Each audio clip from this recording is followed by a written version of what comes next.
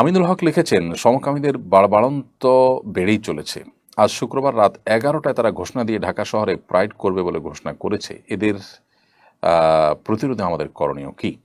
বা আমিনুল হক, খুবই দুঃখজনক একটি অধ্যায়। আমি জানি না যে আমাদের দেশে সংবিধানে যেখানে সমকামিতা এটি অবৈধ, সেটাকে চালাকি করে, ছলছাতুরি করে, আপনার জেন্ডার ডাইভার্সিটি নাম দিয়ে, আপনার লিঙ্গ বৈচিত্র্য নাম দিয়ে, সেখানে বিভিন্ন বৈচিত্র্যের বিভিন্ন আপনার মতে, বিভিন্ন রুচির আপনার লিঙ্গের মানুষ একত্র করার বিষয় বলতে কি বোঝানো হয়, এটা বোঝার জন্য কারোর পণ্ডিত হওয়ার প্রয়োজন নেই।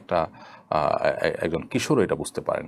এবং তাদের যে প্রচারণা, সেখানে যে আপনার পায়ুসঙ্গমকারীদের, এই নোংরা শব্দ বলতে হচ্ছে, আমি দুঃখিত, এই পায়ুসঙ্গমকারীদের যে আপনার সিম্বল, সেটি তাদের পতাকা রয়েছে, তাদের কালার রয়েছে, এটি মানে বোঝে না এমন কোনো মানুষ পৃথিবীতে আমার মনে হয় না যে এই যুগে অন্তত থাকতে পারে।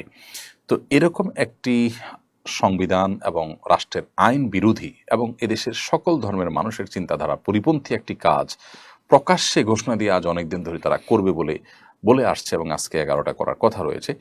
তো এটি আমাদের জন্য খুব দুঃখজনক একটি অধ্যায়, খুবই বেদনাদায়ক একটি অধ্যায়।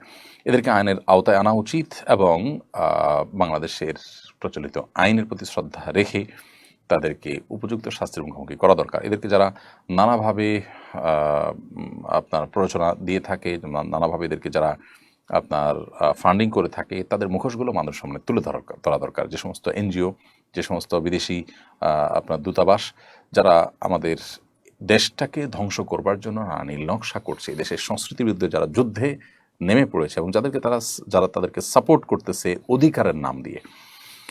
অধিকার শব্দ শুনলেই আমরা দুর্বল হয়ে পড়ি, এই জন্য এই নোংরামুখে তারা অধিকার শব্দের প্রলেপ দিয়ে সমাজে খাওয়ানোর চেষ্টা করছে। তাদের বিরুদ্ধে আমাদের প্রত্যেকটা মানুষকে সোচ্চার হতে হবে এবং কোনোভাবেই এই নোংরামো আমাদের সমাজে চলতে দেওয়া যায় না। আমরা সম্প্রতি একটা ভিডিও দেখেছি যে আমেরিকাতে একজন বাবা, তার ছেলে ট্রান্সজেন্ডার হয়ে মেয়ে হয়ে এসেছে। বাবা একটি ওপেন টক শোতে তার সে কি কান্না!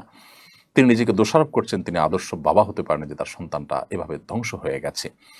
তো আমাদের দেশে এরকম পরিস্থিতি যদি আমরা দেখতে না চাই, তাহলে সেক্ষেত্রে আমাদের উচিত হবে এখনই এই সমস্ত অন্যায়, এই সমস্ত অনাচারের বিরুদ্ধে গণ প্রতিরোধ গড়ে তোলা। আল্লাহ তাআলা আমাদেরকে তৌফিক দান করুন।